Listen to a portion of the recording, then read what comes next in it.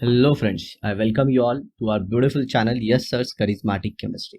और जैसे कि आप सब जानते हैं, हमने हाइड्रोजन क्लोराइड पे आज वीडियो बनानी है। इसके पहले हम 12 पार्ट खत्म कर चुके हैं। तो जो लोग नए हैं चैनल पे, आप एंड तक बने रहिए, और जो ऑलरेडी यहाँ तक देख चुके हैं, आप अपने नोट और पेन के साथ रेडी रहिए। ठीक है। तो जो लोग पहली बार ये वीडियो देख रहे हैं, उनसे ये रिक्वेस्ट है कि आप पिछली भी वीडियो देख लीजिए, ताकि आपको और भी पॉइंट्स अच्छे से समझ में आ जाए। तो हाइड्रोजन क्लोराइड क्या होता है? हाइड्रोजन क्लोराइड, तो मैं आपको बताना चाहूँगा, हाइड्रोजन क्लोराइड एक कंपाउंड होता है H और Cl का। और कौन सा कंपाउंड है? जी हाँ, ये कोलिन कंपाउंड है। अब ये कोलिन कंपाउंड क्या होता है? जिसके अंदर शेयरिंग से बॉन्ड बना होता है। हम सब जानते हैं हाइड्रोजन के आउटरमोस्ट शेल में 1 इलेक्ट्रॉन, क्लोरीन के आउटरमोस्ट शेल में 7 इलेक्ट्रॉन। क्लोरीन एक लेना चाहता है बट हाइड्रोजन देना नहीं चाहता, तो यहाँ पे शेयरिंग हो जाती है और दोनों अपना ऑक्टेट कंप्लीट कर लेते हैं। ठीक है। ये बहुत सारे लोगों को गलतफहमी होती है कि हाइड्रोजन जो होता है वो नेचर में एक्चुअल में H प्लस और Cl माइनस के फॉर्म में होता है, जो कि बहुत ही बड़ा मिसकंसेप्शन है। ठीक है, आप याद रखिएगा, HCl हमेशा कोवेलेंट बॉन्ड के फॉर्म में रहता है। ओके, कि H और Cl के बीच में जो बॉन्ड होता है उसका नेचर कोवेलेंट होता है, मतलब शेयरिंग। तो ये देखिए, ये क्लोरीन का 1 इलेक्ट्रॉन और बाकी के ये 6 इलेक्ट्रॉन, मतलब टोटल 7 इलेक्ट्रॉन। और हाइड्रोजन का ये जो इलेक्ट्रॉन है वो इस तरह से। तो टोटल क्लोरीन के कितने हो गए? जी हाँ, 8 इलेक्ट्रॉन। और हाइड्रोजन के कितने हो गए? जी हाँ, 2 इलेक्ट्रॉन। तो इस तरह से क्लोरीन का ऑक्टेट हो गया कंप्लीट। आई होप आपको समझ में आया होगा। अब चलिए हम देखते हैं थियरी पार्ट। ठीक है। अब यहाँ पे आपने देखा कि जो हाइड्रोजन क्लोराइड है उसे ग्लोबर नाम के साइंटिस्ट ने डिस्कवर्ड किया था 1648 में। और कैसे? By heating common salt with concentrated sulphuric acid. जी हाँ, ग्लोबर याद रखिएगा, बहुत इंपॉर्टेंट है। ग्लोबर्स प्रोसेस करके दे देंगे। तो जनरली मैं स्टूडेंट को तो ऐसे ही सिखाता हूँ कि ग्लोबर नहीं याद रहता तो गोबर याद रखिए, इसी बहाने याद हो जाता है। बट ये विद ड्यू रिस्पेक्ट, साइंटिस्ट हैं, हमें उन्हें सम्मान देना चाहिए। ठीक है ना। और उसके बाद जो हाइड्रोजन क्लोराइड है उसका नाम was given by a scientist called as Davy in the year 1810, showed that it is a compound of hydrogen and chloride. Okay, so इसमें है क्या? Discovery is made by somebody else and the name is kept by someone else। मतलब discover किसी और ने किया और नाम किसी और ने रखा। तो आई होप आपको ये समझ में आ रहा होगा। ठीक है, अब प्रिपरेशन देखिए। In the laboratory, hydrogen chloride is prepared by heating sodium chloride with concentrated sulphuric acid. ये NaCl H2SO4, 420 केल्विन का टेम्परेचर। जी हाँ, ये डिस्प्लेसमेंट रिएक्शन है। ओके। और यहाँ पे देखिए, ये HCl और ये सोडियम बाइसल्फेट या फिर सोडियम हाइड्रोजन सल्फेट इसका नाम है। ओके, सोडियम बाइसल्फेट भी कह सकते हैं, सोडियम हाइड्रोजन सल्फेट भी कह सकते हैं। अब इस रिएक्शन की जरा मैकेनिज्म को समझते हैं। तो सबसे पहले अगर आप ध्यान से देखें तो ये जो NaCl है, ये जो NaCl है, ये जो है, ये सॉल्ट है NaOH और HCl का। ठीक है, NaOH जो है वो सॉल्ट है NaCl जो सॉल्ट है वो है NaOH और HCl का। तो देखिए यहाँ पे NaOH जो है वो एक स्ट्रॉन्ग बेस है। NaOH क्या है? एक स्ट्रॉन्ग बेस। NaOH एक स्ट्रॉन्ग बेस है। और यहीं पे अगर आप देखें तो HCl भी एक स्ट्रॉन्ग बेस है। HCl भी क्या है? It is also a strong base. ये क्या बोल दिया मैंने? जो HCl है ये एक स्ट्रॉन्ग एसिड है। अब इसका जो रिएक्शन है वो हो जाता है H2SO4 से, जो अपने आप में एक स्ट्रॉन्ग एसिड है। सर, दो दो स्ट्रॉन्ग एसिड? जी हाँ। अब आपको ये बताना है कि इन दोनों में ज़्यादा स्ट्रॉन्ग है। तो NaOH और HCl रिएक्ट करके सॉल्ट बनाते हैं NaCl। तो HCl और जब H2SO4 का कंपैरिजन करेंगे तो H2SO4 इज स्ट्रॉन्गर। सर लेकिन दोनों स्ट्रॉन्ग है, HCl भी स्ट्रॉन्ग है, H2SO4 भी स्ट्रॉन्ग है। जी हाँ, ठीक उसी तरह जैसे अमेरिका भी रिच कंट्री है, England is also a rich country, but among both of them which one is more richer? तो जो ज़्यादा रिच है वो है H2SO4। I hope you got it. ठीक है। सर ये कैसे पता चलता है कि कौन ज़्यादा स्ट्रॉन्ग है? जी हाँ, हमारा ऊपर एक चैप्टर है आयनिक इक्विलिब्रियम, ठीक है। आयनिक इक्विलिब्रियम से हमें पता चल जाता है कि कौन सा एसिड स्ट्रांग है और कौन सा एसिड वीक है। जी हाँ, उसमें के का वैल्यू दिया होता है, के के वैल्यू जितनी ज़्यादा होती है, higher the value of K a stronger will be the acid, ठीक है। तो H2SO4 का जो वैल्यू है वो ज़्यादा होता है। तो अब यहाँ पे होगा क्या, यहाँ पे H2SO4 अपना सॉल्ट बना देगा और ये बना देगा NaHSO4 और इसमें से HCl बाहर आ जाएगा। और जैसे कि हम सब जानते हैं जो H2SO4 है वो डाइबेसिक एसिड है। डाइबेसिक एसिड मतलब, तो यहाँ पे डाइबेसिक एसिड का मतलब है the acid which releases 2H+ ions. क्या, जो कितना H+ आयन रिलीज करता है, 2H+ आयन रिलीज करता है। अब हमें कैसे पता चला ये, जी हाँ, सिंपल सी चीज है। आपको करना क्या है, जो स्ट्रक्चर है पहले वो देख लीजिए H2SO4 का। तो उसका स्ट्रक्चर कुछ ऐसे होता है, ये H2SO4 का स्ट्रक्चर है, ठीक है। तो इसमें ये जो हाइड्रोजन आप देख रहे हैं ये एसिडिक होते हैं। ये हाइड्रोजन क्या होते हैं, जी हाँ, ये एसिडिक, मतलब ये रिएक्शन के दौरान रिलीज हो सकते हैं। They can be release during the course of a reaction. तो अभी तक तो एक ही रिलीज हुआ है, अभी तक तो यही रिलीज हुआ है। अभी ये तो बाकी है, तो होता क्या है देखिए, NaHSO4 प्लस NaCl, ठीक है। तो अब ये क्या दे देता है, Na2SO4 प्लस HCl। देखिए अब ये दूसरा जो हाइड्रोजन था वो भी निकल गया और ये क्या बन गया, जी हाँ, ये बन गया सोडियम सल्फेट। और जो सबसे इम्पॉर्टेंट चीज़ है वो है इस पे का टेम्परेचर। हमें टेम्परेचर नहीं भूलना चाहिए। टेम्परेचर जो होता है वो होता है 420 केल्विन। कितना टेम्परेचर होता है, जी हाँ, 420 केल्विन। ये टेम्परेचर मेंशन करना बहुत ज़रूरी है, अदरवाइज तकलीफ हो सकती है, ठीक है। ये टेम्परेचर, तकलीफ क्या, मार्क्स आपको नहीं मिलेंगे। और सेम जैसे यहाँ पे लिखा था, तो यहाँ पे भी आप ऐसे सोचेंगे कि सर टेम्परेचर लिखना ज़रूरी नहीं है क्या, जी नहीं, सब जगह टेम्परेचर लिखना ज़रूरी है, ठीक है। तो ये था प्रिपरेशन ऑफ HCl। अब मैं आपको यहाँ पे थोड़ा सा नाम के बारे में बताना चाहूँगा। ये जो नाम लिखा है ये है सोडियम सल्फेट। तो आप याद रखना, जो भी इक एसिड के सॉल्ट होते हैं, किसके, इक एसिड के सॉल्ट, उनका नाम एंड होता है ATE से। और जो अस एसिड के सॉल्ट होते हैं उनका नाम एंड होता है ITE से। जिन लोगों को इसमें तकलीफ है, आप जाके प्लेलिस्ट में हमारी नॉमेनक्लेचर ऑफ इनऑर्गेनिक कंपाउंड की वीडियो देख सकते हैं। नॉमेनक्लेचर ऑफ इनऑर्गेनिक कंपाउंड, जी हाँ, आई कैन अंडरस्टैंड। बहुत बड़ी सी प्लेलिस्ट है हमारी और बहुत सारे वीडियोस हैं। तो आप सिस्टमैटिकली जाइएगा, नॉमेनक्लेचर ऑफ इनऑर्गेनिक कंपाउंड से प्लेलिस्ट होगी, उसमें 4 से 5 वीडियो बने हुए हैं जो बाकायदा आपको हर एक चीज़ की डिटेल देंगे कि कैसे नामकरण किया जाता है। I hope you got it, ठीक है। चलिए move to the next part. HCl is a gas and can be dried by passing it through concentrated sulfuric acid. Now, concentrated sulfuric acid acts as a dehydrating agent. Concentrated sulphuric acid जो है वो dehydrating agent की तरह काम करता है।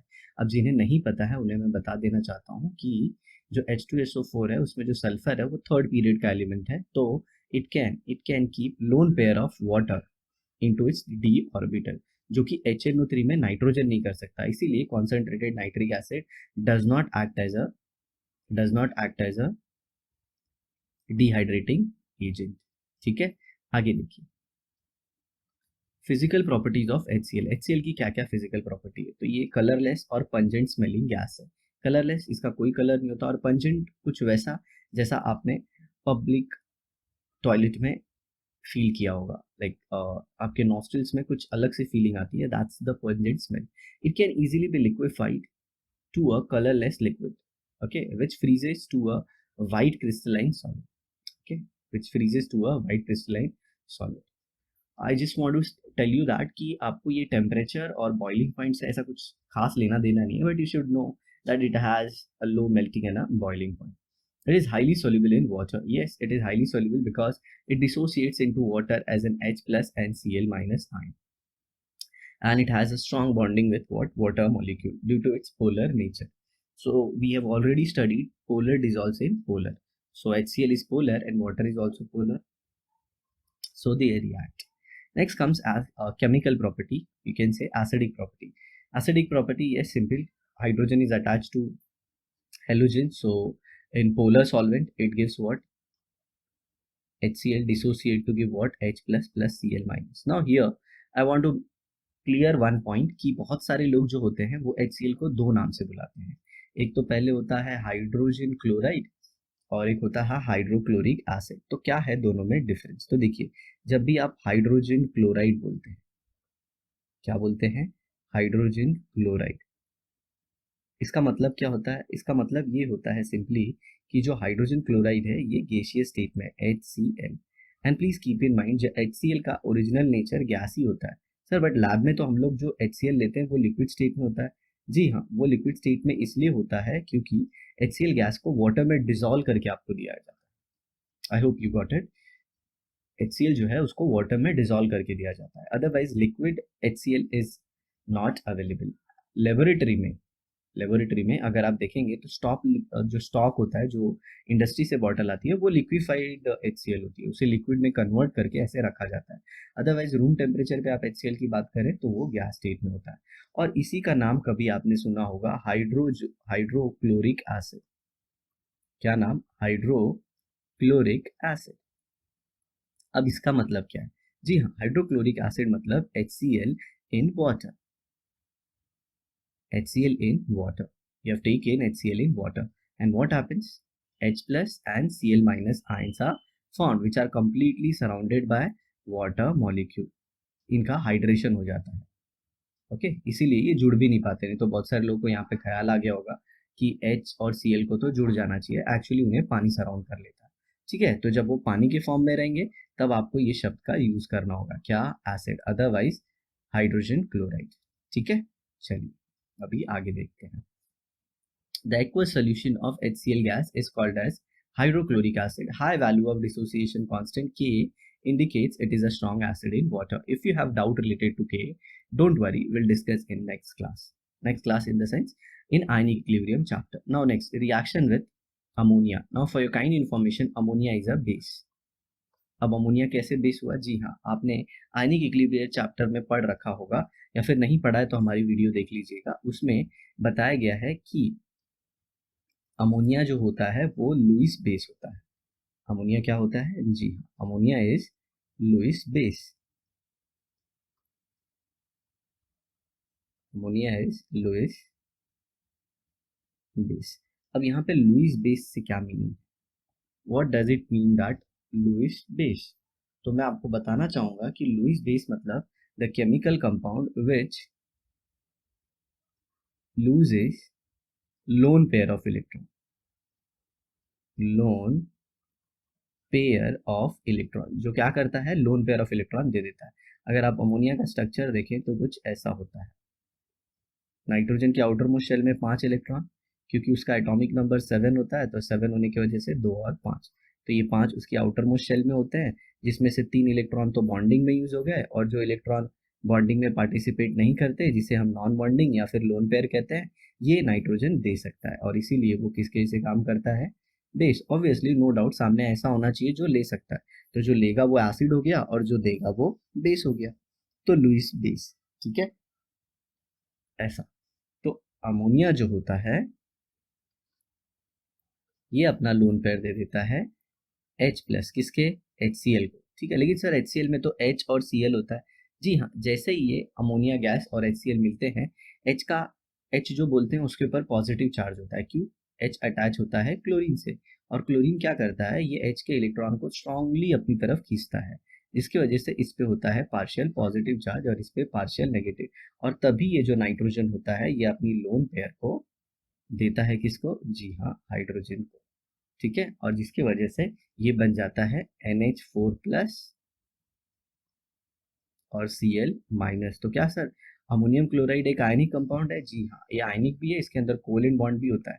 Ammonium chloride एक ऐसा कंपाउंड है जिसके अंदर आयनिक बॉन्ड है, कोवेलेंट बॉन्ड है, और साथ ही साथ मैं आपको बताना चाहूंगा इसके अंदर कोऑर्डिनेट कोवेलेंट बॉन्ड भी है. कौन सा बॉन्ड? जी हाँ, कोऑर्डिनेट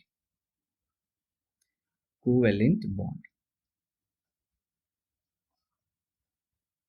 ओके, जिसे हम at the end covalent bond ही कहते हैं. आयनिक कैसे? ये देखिए, H प्लस लेने के बाद अमोनिया ने बना दिया NH4+ और ये Cl-, और ये NH और ये भी H था, और ये प्लस नाइट्रोजन के ऊपर, क्योंकि नाइट्रोजन ने अपने इस 2 इलेक्ट्रॉन में से एक किसको दिया था, हाइड्रोजन को, H+ को एक्चुअली, और एक खुद के पास रखा था, तो नाइट्रोजन का एक इलेक्ट्रॉन उससे दूर गया, इसके लिए नाइट्रोजन पे चार्ज आ गया positive. I hope you got it, समझ में आया। तो ये नाइट्रोजन और हाइड्रोजन के बीच का ये जो बॉन्ड आप देख रहे हैं, नाइट्रोजन और हाइड्रोजन के बीच का ये जो बॉन्ड देख रहे हैं, इसका जो नेचर होता है, ये होता है कोवेलेंट। ठीक है, ये नेचर कैसा होता है, कोवेलेंट। इसीलिए इसीलिए हम इसे क्या कहते हैं जी, इसे हम कहते हैं covalent bond, sharing of electron से बना हुआ है। और एक्चुअल में अमोनियम क्लोराइड के अंदर सारे बॉन्ड है आयनिक, कोवेलेंट एंड कोऑर्डिनेट कोवेलेंट। ये वाला जो बॉन्ड है ये कोऑर्डिनेट कोवेलेंट है, क्योंकि इसमें दोनों इलेक्ट्रॉन ये जो है ये किसके हैं, जी हाँ, ये नाइट्रोजन के हैं। ठीक है, चलिए आगे देखते हैं। रिएक्शन विद अमोनिया, तो मैंने आपको बता दिया अमोनियम क्लोराइड, और यहाँ पे आप देखेंगे white fumes of ammonium chloride बनता है, white fumes of ammonium chloride. Sir लेकिन अभी तो आपने बोला NH4+ और Cl- के बीच में आयनिक बॉन्ड होता है, तो सर आयनिक कंपाउंड तो सॉलिड होता है। जी हाँ, it's not like a pure एकदम strong metal and non metal के बीच में ऐसा बॉन्ड है कि ये लैटिस के फॉर्म में रहेगा और सॉलिड बनाएगा। आई होप आपको सॉलिड स्टेट पता है, तो उसके क्राइटेरियाज आपको पता होंगे। ये मेटल और प्योर नॉन मेटल के बीच में बॉन्ड होता है। यहाँ पे तो एक pseudo metal. Sir pseudo metal कैसे, मतलब एक्चुअल में ये मेटल नहीं है, बट पॉजिटिव चार्ज है और कटायन की तरह बिहेव कर रहा है। ठीक है, अब देखते हैं रिएक्शन विथ नोबल मेटल्स। ठीक है, when 3 parts of concentrated HCl and 1 part of concentrated HNO3 are mixed, aqua regia is formed. अब यहाँ पे मैं आपको एक इंपॉर्टेंट चीज बताना चाहूंगा। नोबल मेटल कौन है, जी हाँ, गोल्ड, सिल्वर, प्लैटिनम, इनको हम नोबल मेटल कहते हैं। गोल्ड, सिल्वर एंड प्लैटिनम को हम नोबल मेटल कहते हैं। अब क्यों नोबल मेटल कहते हैं, क्योंकि वो किसी दूसरे के साथ रिएक्ट नहीं करते, वो एकदम अलग थलग रहते हैं। जैसे गोल्ड हो गया जिसका नाम है ऑरम, प्लैटिनम पीटी, ओके, और सिल्वर अर्जेंटम, ऐसे। बट इन्हें भी हम रिएक्ट कराते हैं by making a solution called as aqua regia. तो एक्वा रेजिया क्या होता है, देखिए 3 पार्ट्स ऑफ HCl और एक पार्ट क्या होता है HNO3, याद रखिएगा, 3 parts of HCl, 1 part of HNO3, इसी को कहते हैं एक्वा रेजिया। एक टाइप का ये मिक्सचर है। अब यहाँ पे बच्चों को तकलीफ होती है, सर कैसे याद रखें कि 3 पार्ट किसका और 1 पार्ट किसका। तो आप याद रखना, जिसमें 3 नहीं है उसमें 1 लगाना है, मतलब जिसमें 3 है उसमें 1 लगाना है। तो ये देखिए, इसमें 3 था तो 1, और जिसमें 1 था उसमें 3, मतलब HCl में कोई 3 नहीं होता तो उसके आगे 3 लगा देना है। ठीक है, अब इसका रिएक्शन कैसे होता है वो देखना है। ठीक है, तो मैं आपको यहाँ पे इसका एक रिएक्शन भी बता देता हूँ कि एक्चुअल में ये रिएक्शन कैसे होते हैं। ठीक है, अब यहाँ पे देखिए, तो मैंने ले लिया 3 मोल्स ऑफ HCl और 1 मोल ऑफ HNO3। अब इसमें होता क्या है, अब इसमें बनता है nitric oxide plus H2O plus nascent chlorine, nascent chlorine. अब ये रिएक्शन को बैलेंस करना है, तो आप देख रहे हैं टोटल हाइड्रोजन का नंबर यहाँ पे कितना है, 3, और ये 4, तो यहाँ पे मैंने 2 लगा दिया। अब ऑक्सीजन देखिए यहाँ पे कितने हो गए, 3, तो ये 1 ऑक्सीजन और ये 2 ऑक्सीजन, तो टोटल 3, ये भी बैलेंस हो गया। ठीक है, और क्लोरीन का नंबर यहाँ पे कितना था, 3, तो यहाँ पे 3 लगा देंगे। ओके, तो 3 क्लोरीन हो गए, 4 हाइड्रोजन हो गए, 1 नाइट्रोजन यहाँ पे और 3 ऑक्सीजन, तो ये बैलेंस हो गया।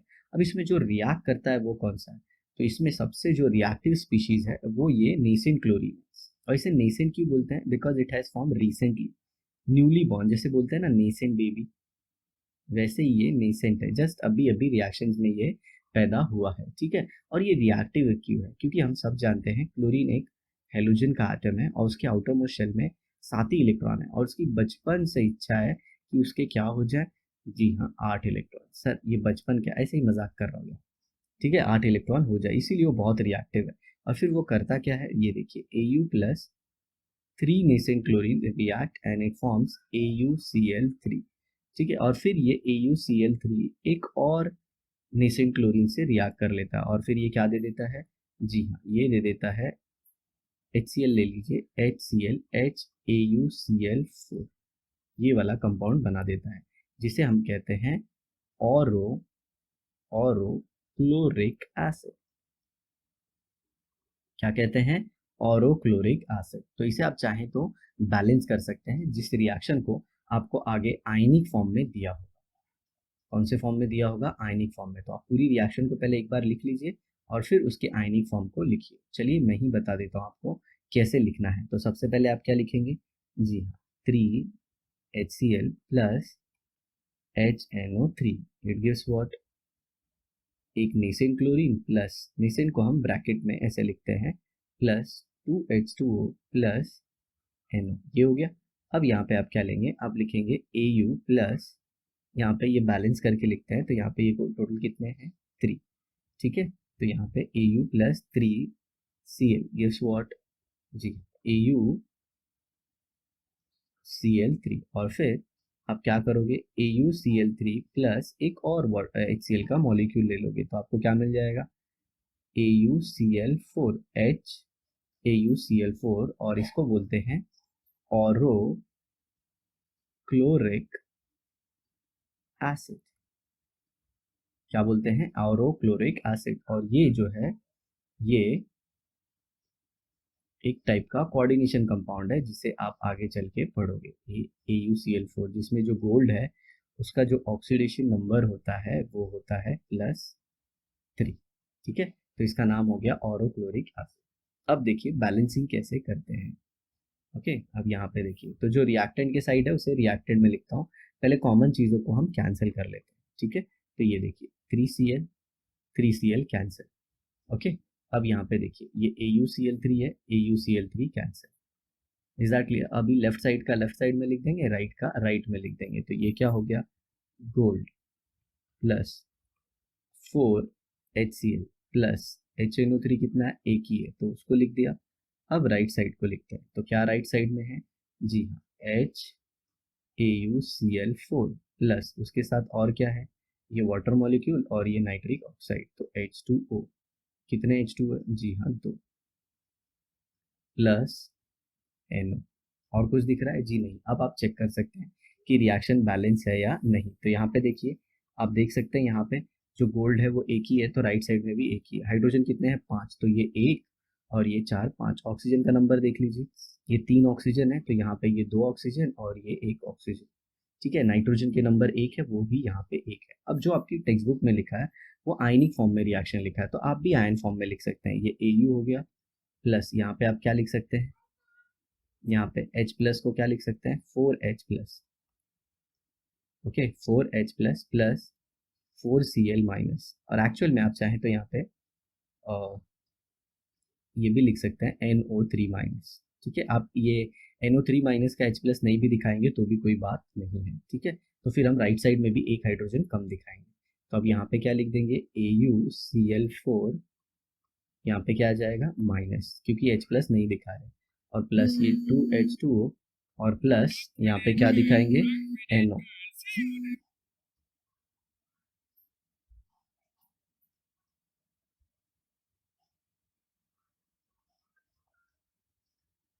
यहाँ पे क्या दिखाएंगे, जी हाँ, यहाँ पे क्या दिखाएंगे, NO, ओके, ऐसे। आई होप आपको ये समझ में आ गया। AuCl4 माइनस है और ये 2H2O है, और ये क्या है, ये NO है। तो रिएक्शन है पूरी बैलेंस है। आप देख सकते हैं कि 4 हाइड्रोजन थे, वो यहाँ पे भी 4 है, ठीक है। यहाँ पे गोल्ड 1, तो ये 1 गोल्ड, ठीक है। क्लोराइड 4, तो यहाँ पे भी 4।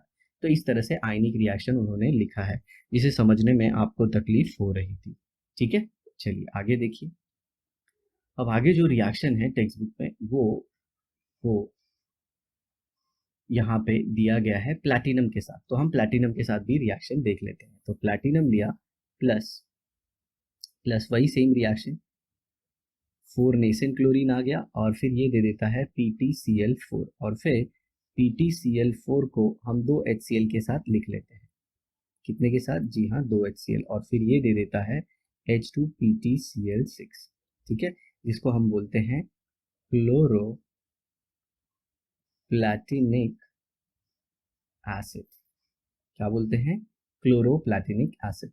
आई होप यू अंडरस्टूड, ठीक है। इसी के लिए भी सेम, आप जैसे मैंने पहले बताया था वैसे रिएक्शन लिख लेंगे। ये भी एक टाइप का कोऑर्डिनेशन कंपाउंड है, जिसमें ये H2 बाहर रहता है और अंदर होता है Pt, यहाँ पे Cl और ये 6, और इस तरह से, ठीक है, H2PtCl6।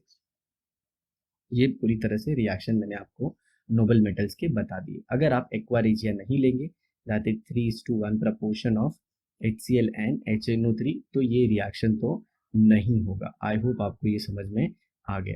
ठीक है, आगे देखिए, ये देखिए सारे आयंस यहाँ पे लिखे हुए हैं। अब यहाँ पे लिखा क्या है, can you recall which type of bond do halogen form with other element. जी हाँ, हेलोजन जो है वो डिपेंड करता है सामने कौन सा एलिमेंट है। अगर सामने ये जैसे हेलोजन और सामने अगर नॉन मेटल, तो हेलोजन जो है वो नॉन मेटल के साथ कोवेलेंट बॉन्ड बनाता है। अब ऐसा क्यों? जी हाँ, कोवेलेंट बॉन्ड बनता है शेयरिंग ऑफ इलेक्ट्रॉन से। और हम सब जानते हैं कि हेलोजन की जो इलेक्ट्रोनेगेटिविटी है वो ज़्यादा होती है, और नॉन मेटल की भी इलेक्ट्रोनेगेटिविटी क्या होती है, ज़्यादा। तो दोनों की इलेक्ट्रोनेगेटिविटी ज़्यादा है, तो वो शेयर कर लेंगे, और शेयर से कौन सा बॉन्ड बनता है, कोवेलेंट। नेक्स्ट जो है वो है मेटल। तो अगर मेटल के साथ हेलोजन कंबाइन होंगे तो सिंपल सी बात है, आयनिक बॉन्ड बनेगा, क्योंकि मेटल की जो टेंडेंसी होती है वो इलेक्ट्रॉन लूज करने की होती है और हेलोजन की गेन करने की होती है। तो इन शॉर्ट बोलूँ तो मेटल की इलेक्ट्रोनेगेटिविटी काफ़ी कम होती है और हेलोजन की इलेक्ट्रोनेगेटिविटी ज़्यादा होती है। अगर आपको डाउट आ रहा है कि व्हाट इज़ इलेक्ट्रोनेगेटिविटी, तो आप हमारी 11th स्टैंडर्ड की पीरियोडिक टेबल की वीडियो देख सकते हैं। ठीक है, उसमें हमने ये सारी चीज़ें काफ़ी डिटेल में बताई हुई है। ठीक है, तो ये दो टाइप के बॉन्ड बनते हैं। आगे देखिए, does BrF5 obey the octet rule. जी ये बिल्कुल ओबे नहीं करता, क्योंकि अगर आप देखें तो जो बोरॉन है, अरे सॉरी, जो ब्रोमीन है, उसके सेंटर में, उसके आउटर मोस्ट शेल में टोटल 7 इलेक्ट्रॉन है। ये बोरॉन है और उसके आउटर मोस्ट शेल में कितने इलेक्ट्रॉन है, जी टोटल 7 इलेक्ट्रॉन है। 3 2 5 और 2 7, और 5 फ्लोरीन से वो अटैच है। 5 फ्लोरीन से, ऐसे फ्लोरीन फ्लोरीन, एक्चुअल में ये स्ट्रक्चर नहीं है, मैं रफली समझा रहा हूँ। 5 फ्लोरीन, तो अगर आप देखें तो ब्रोमीन के आउटर मोस्ट शेल में कितने इलेक्ट्रॉन हो गए टोटल, देखिए ये एक, ये दो, ऐसे कितने, 1 2 3 4 5 पेयर ये, तो टोटल 10, और एक लोन पेयर का इलेक्ट्रॉन, 12 इलेक्ट्रॉन हो गए इसके आउटर मोस्ट शेल में। और ऑक्टेट रूल के हिसाब से 8 इलेक्ट्रॉन ही होना चाहिए। और ब्रोमीन और फ्लोरीन के बीच में जो बॉन्ड बना है वो बना है शेयरिंग ऑफ इलेक्ट्रॉन से। किससे बना है, शेयरिंग ऑफ इलेक्ट्रॉन से, क्योंकि दोनों की इलेक्ट्रोनेगेटिविटी में जो डिफरेंस है वो 1.7 से ज़्यादा का नहीं है। अगर 1.7 से ज़्यादा होता है तो हम उस बॉन्ड को मानते हैं कि वो आयनिक बॉन्ड है। आई होप आप समझ सकते हैं। ठीक है, आगे देखिए, what is the oxidation state of Br in Br5। तो सिंपल आप x वाले मेथड से निकाल दीजिए, x प्लस 5 इंटू -1 टोटल 0, क्योंकि x मैंने ब्रोमीन लिया और 5 फ्लोरीन का नंबर है, और हर एक फ्लोरीन कितना होता है, -1, और टोटल इनके ऊपर कोई चार्ज नहीं है, इसके लिए मैंने लिया 0। तो अब आप simply x is equal to +5 basic math से ला सकते हैं। आगे देखिए, how many electrons do halogen require to complete their octet. Halogen को सिंपली कितना इलेक्ट्रॉन चाहिए होता है, एक इलेक्ट्रॉन, क्योंकि उनके आउटर मोस्ट शेल में 7 इलेक्ट्रॉन तो होते ही है। अब लास्ट देखिए, यहाँ पे दिया है what is the shape of ClF3। Shape पूछा गया है। याद रखिए, शेप और ज्योमेट्री में फर्क होता है। ज्योमेट्री में हम सिर्फ बॉन्ड पेयर लेते हैं, जो ज्योमेट्री में हम bond pair plus lone pair दोनों लेते हैं, लेकिन शेप में हम सिर्फ बॉन्ड पेयर लेते हैं, लोन पेयर नहीं लेते। आई होप आपको बॉन्ड पेयर और लोन पेयर के बारे में पता होगा। ठीक है, चलिए आगे देखते हैं। तो अब यहाँ पे हम देखने वाले हैं ClF3 का स्ट्रक्चर। तो ClF3 का स्ट्रक्चर बनाएंगे हम लुईस डॉट स्ट्रक्चर से, जो आपने पढ़ा है 11th स्टैंडर्ड में, chapter called as chemical bonding. अगर नहीं पढ़ा है तो अभी भी समय है, आप जाके पढ़ सकते हैं। ठीक है, अब देखिए, तो क्लोरीन के वैलेंस इलेक्ट्रॉन कितने, 7, और फ्लोरीन के कितने, जी हाँ 7 इंटू 3। सर 3 क्यों किए, क्लोरीन का 7 इलेक्ट्रॉन और फ्लोरीन टोटल कितने हैं, टोटल 3 है, तो टोटल उसके कितने इलेक्ट्रॉन हो जाएंगे, 7 3 सा 21 प्लस 7 28। ठीक है, मतलब 28, मतलब टोटल कितने पेयर, 14 पेयर। मैं आपको डिटेल में बता रहा हूँ। ठीक है, टोटल कितने हो गए, जी हाँ 14 पेयर हो गए। अब अब यहाँ पे हम क्या करने वाले हैं, जी हाँ हम बनाएंगे LDS, किसका, Cl F3 का। तो जो सेंट्रल एटम है वो Cl, क्योंकि हम सब जानते हैं जो लीस्ट इलेक्ट्रोनेगेटिव होता है उसे सेंटर में रखते हैं, या फिर जो अपने ऑक्टेट को एक्सपैंड कर सकता है। तो क्लोरीन ऑक्टेट को एक्सपैंड कर सकता है क्योंकि वो थर्ड पीरियड का है, और फ्लोरीन एक्सपैंड नहीं कर सकता क्योंकि वो सेकेंड पीरियड का है। ठीक है, अब देखिए 14 पेयर को अरेंज करना है अपने को। तो सबसे पहले तो हम क्या करते हैं, हम 3 फ्लोरीन है तो सिमेट्रिकल स्ट्रक्चर बनाने की कोशिश करते हैं। तो एक फ्लोरीन को यहाँ पे रख देते हैं, एक फ्लोरीन को यहाँ पे रख देते हैं, एक फ्लोरीन को यहाँ पे, और फिर अब हम अपनी इलेक्ट्रॉन पेयर को एडजस्ट करते हैं 14। ये 1, ये 2, ये 3, ये 4, ये 5 और ये 6, ये 7, ये 8 और ये 9, ये 10, ये 11 और ये 12। ठीक है, ये 12 हो गए, और फिर कितने बच गए, 13 और ये 14। तो देख रहे हैं आप, क्लोरीन को टोटल देखिए, क्लोरीन, ये देखिए क्लोरीन को देखिए ध्यान से। जो क्लोरीन है उसे मैंने थोड़ा सा एन सर्कल करने की कोशिश की है ताकि आपको उसके इलेक्ट्रॉन दिखा सकूं क्लोरीन के आउटरमोस्ट शेल में। कितने हो गए, जी हाँ 4 और 6, टोटल कितने इलेक्ट्रॉन हो गए, जी हाँ 10 इलेक्ट्रॉन्स।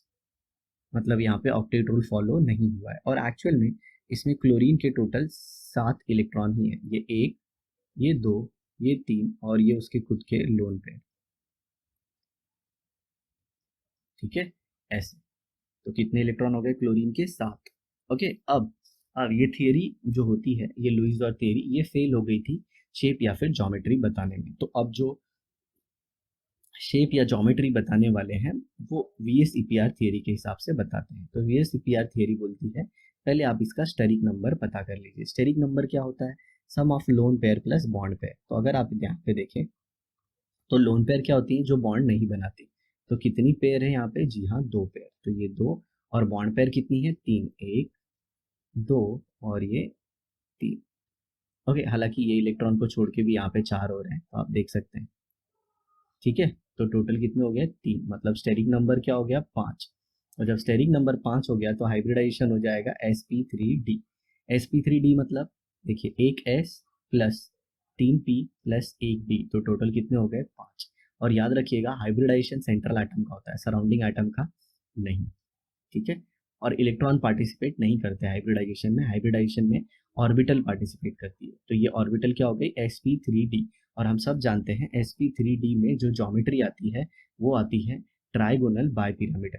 जी हाँ, मैं वापस बोलता हूँ, ज्योमेट्री कौन सी आती है, ट्राइगोनल बाय पिरामिडल। अब ये ट्राइगोनल बायपिरामिडल कैसे होता है, तो मान लीजिए ये जो स्क्रीन आप तो देख रहे हैं उसके अंदर ऐसा बॉन्ड है, ये Cl है, यहाँ पे एक एक ऐसे, एक ऐसे, ये ऐसे। मान लीजिए ये एक्स प्लेन में है, एक्स एक्सिस पे है ये पूरा, और फिर उसके ऊपर एक और एक उसके नीचे, ऐसे मान लीजिए कि ये एकदम फ्लैट है। ये जो देख रहे हैं आप, ये जो ट्रायंगुलर शेप आप देख रहे हैं ये एकदम फ्लैट है। ओके, ये मान लीजिए ये बोर्ड, ये जो स्क्रीन है ये उसके पीछे गया है, और ये स्क्रीन से आपकी तरफ आया है। ठीक है, ऐसा, और ये ऊपर और ये नीचे। तो अगर आप देखें तो टोटल इसमें एंगल कितना होगा, 120 वाला, जी हाँ 120 वाले टोटल एंगल होंगे 3, और 90 वाले कितने होंगे, बताइए। चलिए आपको सोच के बताना है कि इसमें 90 वाले एंगल कितने होंगे, ये आज का आपका क्वेश्चन है। और जैसे कि हम सब जानते हैं यहाँ पे टोटल बॉन्ड पेयर कितनी होनी चाहिए थी, 5 बॉन्ड पेयर होनी चाहिए थी, लेकिन हम सब जानते हैं कि इसमें जो बॉन्ड पेयर आई थी वो सिर्फ 3 आई थी। आप यहाँ पे देख सकते हैं, सिर्फ 3 बॉन्ड पेयर, ये एक बॉन्ड पेयर, ये आप देख रहे हैं, ये एक बॉन्ड पेयर, ये दूसरी और ये तीसरी, मतलब सिर्फ 3 फ्लोरीन आएंगे, और टोटल 2 लोन पेयर आएगी। तो अब लोन पेयर कहाँ पे जाएगी, जी हाँ लोन पेयर वहां पे जाती है जहाँ पे रिपल्शन कम होता है। तो रिपल्शन किस पे कम होगा, जी हाँ 120 डिग्री वाले पे। तो 120 डिग्री कौन सा है, ये वाला 120 डिग्री है। तो ऐसे आ जाएगा, तो इसे मैं क्या करता हूँ, इस ऐसे कुछ रोटेट कर देता हूँ। तो ये क्लोरीन हो गया, और ये देखिए ये उसका ये वाला बॉन्ड, और एक ये वाला बॉन्ड, और एक यहाँ पे, और यहाँ पे एक लोन पेयर, एक यहाँ पे लोन पेयर, ये 2 इलेक्ट्रॉन आ गए, और ये फ्लोरीन, यहाँ पे फ्लोरीन, और एक फ्लोरीन यहाँ पे। अब आप देखिए ये जो लोन पेयर है ये 120 डिग्री पे है, ये जो लोन पेयर है ये 120 डिग्री पे ये टोटल है, ठीक है ऐसे। तो जब ये 120 डिग्री पे आपस में, हालांकि आपको यहाँ से ऐसे दिख रहा होगा, आप ऐसे मानिए कि ये जो एंगल है ये सारे 120 डिग्री वाले हैं, ये भी 120 डिग्री है, इनके बीच में भी 120 डिग्री है। भले ही आपको ऐसे अपीयर हो रहा है, बट आप ऐसे मान लीजिए कि ये लोन पेयर फॉरवर्ड है, आपकी तरफ है, ठीक है ऐसे आपकी तरफ है, और इसे पीछे मान लीजिए, इसे क्या मान लीजिए बैकवर्ड साइड में, और ऐसे फ्लोरीन को नीचे, और ये आपके राइट हैंड साइड है और ये लेफ्ट हैंड साइड, ऐसे। तो ये दो लोन पेयर आ गई यहाँ पे, ठीक है। और ये दो लोन पेयर क्या करेंगे, आपस में रिपेल करेंगे, मतलब इनके बीच में क्या होगा, रिपल्शन। क्यों रिपल्शन, जी हाँ, इलेक्ट्रॉन पेयर है ना, इलेक्ट्रॉन के ऊपर नेगेटिव चार्ज होता है तो वो रिपेल करते हैं, तो ये लोन पेयर इस बॉन्ड पेयर को रिपेल करेगी, जी हाँ, ये लोन पेयर इस बॉन्ड पेयर को भी रिपेल करेगी, क्योंकि इनके बीच में जो एंगल है वो 90 का है। तो ये बॉन्ड देख रहे हैं आप, थोड़े टेढ़े हो गए। और ये अगर शेप देखें आप, तो ये कौन सा शेप है, जी हाँ, टी शेप। और मैं आपको बताना चाहूँगा कि ज्योमेट्री और शेप में फ़र्क ये होता है कि ज्योमेट्री में हम लोन पेयर को काउंट करते हैं और बॉन्ड पेयर को भी काउंट करते हैं, लेकिन शेप में हम सिर्फ बॉन्ड पेयर को काउंट करते हैं। तो ClF3 का जो शेप होता है वो होता है T shape, according to a theory called as VSEPR। Okay. और यहाँ नो डाउट फ्लोरीन के जो 7 इलेक्ट्रॉन है वो वैसे ही रहेंगे, सारे फ्लोरीन के, ठीक है। नहीं तो कोई ये सोच लेगा कि सर फ्लोरीन के इलेक्ट्रॉन कहाँ गए, वो है। तो this is all about our today's video. I hope आपको बहुत अच्छे से समझ में आया होगा, और आप चैनल में नए हैं तो ज़रूर सब्सक्राइब कर दीजिए, and all of you don't forget to press the bell icon so that whenever I'm uploading the video you will get the notification, ठीक है। And please share it as much as with your friends, और like button दबाना मत भूलिएगा। Like दबाने से we get motivated कि हाँ बच्चों को पसंद आ रहा है, so we think to make more videos. Okay, thanks a lot, bye bye.